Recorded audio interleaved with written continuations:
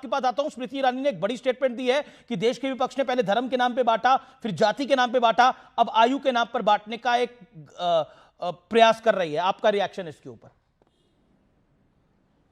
देखिए, मैं तो सोचता था स्मृति ईरानी जी कुछ ना कुछ वक्तव्य बोलकर जाएंगे, एक स्वयं महिला हैं, लेकिन वो तो बहुत डरपोक निकली। वो कह रही हैं कि मैं अपनी लीडरशिप पे बोलूंगी, मतलब उनके वो कंगना रनावत उनकी सांसद हैं, सांसदों को लीडर नहीं मानती हैं। वो दो शब्द नहीं बोल पाई। बच्चियों के लिए क्या बोल के चली गई कंगना रनावत। मैं तो स्मृति ईरानी जी को मजबूत समझता था। या अमेठी चुनाव लड़ने गई थी, खैर चलो वहां तो हरा दिया जनता ने, लेकिन मुझे लगता था कि दो शब्द बोलने की तो हिम्मत जुटा ही पाएंगे। तमाम झूठ बोल के चले गए। 64 करोड़ लोग, ये डायलॉगबाजी बंद करो यार। 64 करोड़ में से 65% लोगों ने आपके अगेंस्ट वोट दिया है, और मोदी जी वोट चोरी की सरकार चला रहे हैं। बनारस भी हारे थे मोदी जी। किस बात की दुहाई दे रहे हैं आप? सेना वर्दी, सेना वर्दी। ये सेना और वर्दी के पीछे छिपना बंद करो। अब जवानों की शहादत पे झूठ बोलती है सरकार संसद में, और फिर सेना और वर्दी की दुहाई देती है। दुर्भाग्यपूर्ण है। आज उन्होंने कहा कि अमित शाह जी माहिर हैं। हमें पता है भाई माहिर हैं वो, तभी तो छुपे बैठे हैं। कितने माहिर हैं पूरे देश को पता है, और किस किस चीज में माहिर हैं वो भी पूरे देश को पता है। मतलब विपक्ष माफी मांगे, फलाना माफी मांगे, और वो जो इसने कंगना रनावत ने इतनी गंदी स्टेटमेंट दी है उस पर भाजपा माफी ना मांगे। एक प्रेस कॉन्फ्रेंस जो व्यक्ति 12 साल में नहीं कर सका हो। कितने कमजोर प्रधानमंत्री हैं हमारे, पूरा देश देख रहा है। संवाद की बात कर रही थी। कौन सा संवाद किया है उन्होंने छात्रों से? आके कैमरा लगा के वीडियो बना के, वो 1 मिनट का 1.5 मिनट का, उसमें एक शब्द नहीं बोल पाए। जिस तरह से बच्चों के साथ पिटाई हुई उसके लिए एक शब्द नहीं बोल पाए। अरे जो पुलिस जिन्होंने महिलाओं के कपड़े फाड़े, बच्चियों के कपड़े फाड़े, डंडा जिन्होंने गुप्तांगों में डालने का प्रयास किया, ये प्रधानमंत्री और ये गृह मंत्री उसके खिलाफ एक्शन नहीं ले सकते? नहीं, वो आपने जो मुझे लगता है इससे कमजोर सरकार आज तक नहीं आ सकती है। सवाल के ये है, नहीं, एक मिनट, अंतिम बात अमित जी मैं कहना चाहूंगा।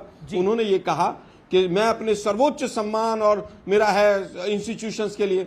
सुप्रीम कोर्ट कहा है कोलगेट में कोई घोटाला नहीं हुआ, जिसकी वजह से आप लोगों ने इतना बवंडर किया। क्या भाजपा आज माफी मांगेगी? क्या अभी आप माफी मांगेंगे? हिंदुस्तान का मीडिया माफी मांगेगा? हम लोगों को किस तरह से बदनाम किया गया? सारा दिन 2-2 घंटे 3-3 घंटे शो चलते थे। अगर आप सुप्रीम कोर्ट का सम्मान करते हैं तो सबको माफी मांगनी चाहिए जिन्होंने आरोप लगाए थे। जी, दुर्भाग्य यह है कि 2024 के जो पेपर लीक के लोग थे वो बरी हो गए। सही बात है ये। ओके, सिद्धार्थ यादव, फिर कहूंगा जी, okay, you made your point, कोई शो नहीं हो रहा है। Okay, let BJP come in, BJP ji, दीपके को कहा जा रहा है कि बीजेपी ज्वाइन कर लो, तुम धमकी दी जा रही है। ओके, सिद्धार्थ यादव,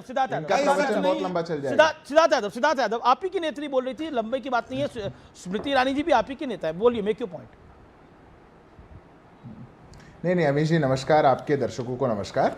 मेरे को सबसे पहले तो लगता है कि स्मृति जी की मजबूती और कमजोरी पर बात नहीं करनी चाहिए। आलोक जी को अपने नेता से जाकर के पूछना चाहिए।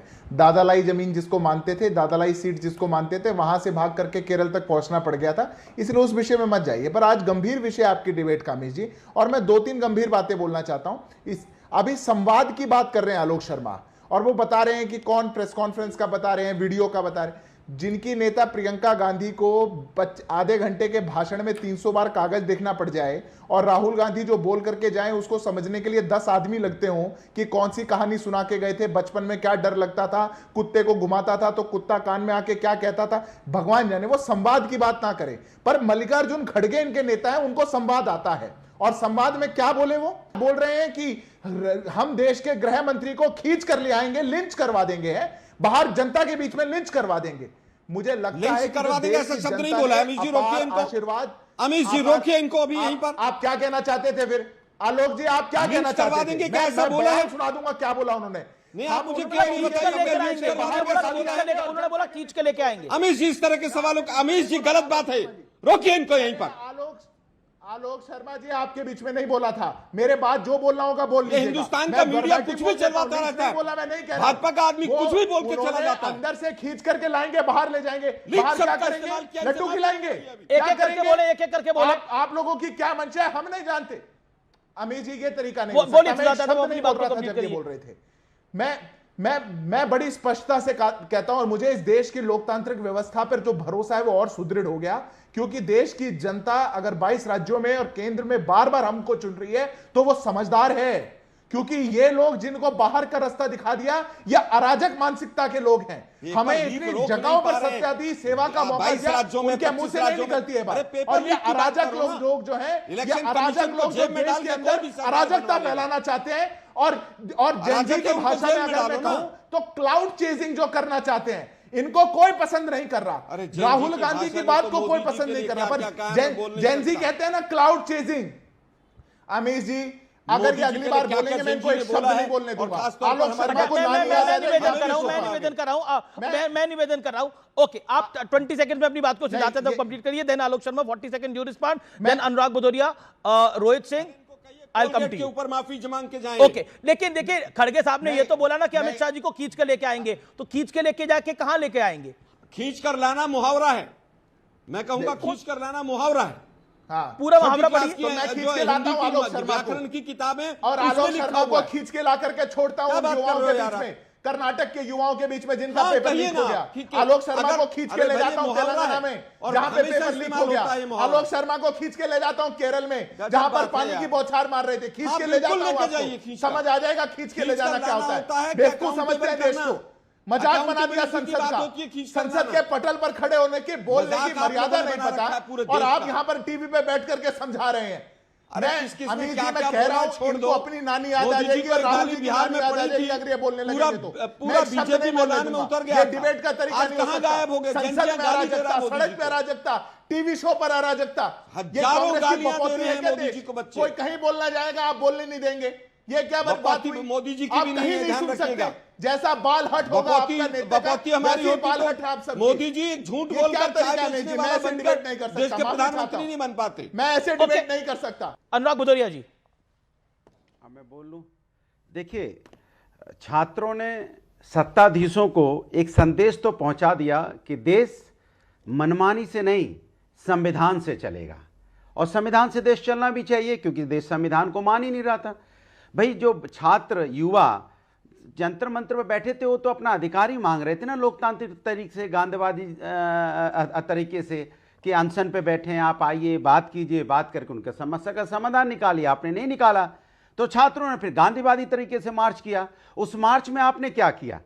आपने उनका सर फोड़ दिया, आंखें फोड़ दी, पैलेट गन चला दिया, हाथ पैर तोड़ दिए, कपड़े नोचे गए। मैं तो पूछना चाहता हूं सिद्धार्थ जी, अपने दिल पे हाथ रख के बोलिए ऐसे करके, अगर आपके घर की बहन बेटी होती तो आप इसी तरह डिफेंड कर रहे होते, इसी तरह बोल रहे होते कि नहीं सरकार ने गलत नहीं किया? आप बोल रहे होते कि सरकार ने गलत किया। मैं क्योंकि उनको अपनी अनुराग जी समझता हूं, क्योंकि हिंदुस्तानी है। उन्होंने उनका सर फूटेगा और उनके ऊपर लाठी यहां पे चलाई जाएगी, पैलेट गन से आंख चली जाएगी किसी भाई की, और हम यहां पे राजनीति करेंगे बैठ के। आपकी बात, आपकी तमाम बातें सही है, लेकिन मैं जो बोल रहा हूं, जो तस्वीरें सामने आई है, अब जो नई तस्वीरें सामने आई है जिससे 20 मीटर की दूरी है पार्लियामेंट के गेट से, क्या वो तस्वीरें बड़ी नहीं है? क्योंकि सांसद तो अखिलेश जी और डिम्पल यादव जी भी हैं, धर्मेंद्र यादव जी भी सांसद हैं, राजीव राय भी सांसद हैं, ये तमाम सांसद तो आप तो तीसरी बड़ी लोकसभा में पार्टी है। मतलब तो इसके मतलब तो सरकार को हट जाना चाहिए। फिर क्यों? फिर तो दिल्ली के जो पुलिस कमिश्नर, दिल्ली, सुन तो लीजिए, मैं बोल तो लूं, फिर उनको यही नहीं पता चलता है कि कौन या आपराधिक मामले के व्यक्ति इतने करीब घुस जा रहे हैं, उन्हें पता ही नहीं चलता, लाठी बरसा रहे हैं दूसरों पे, छात्रों पे। आपको उनको पहले पकड़ना चाहिए था। आपका एलआईयू डिपार्टमेंट क्या करता है? इंटेलिजेंस डिपार्टमेंट आपका क्या करता है? क्या करता है? कौन सा डिपार्टमेंट? उसकी जिम्मेदारी नहीं बनती क्या कि कोई भी गलत आदमी आ रहा है यहाँ लोग? अरे क्यों नहीं जिम्मेदारी? पुलिस की जिम्मेदारी नहीं तो किसकी जिम्मेदारी? रोहित सिंह,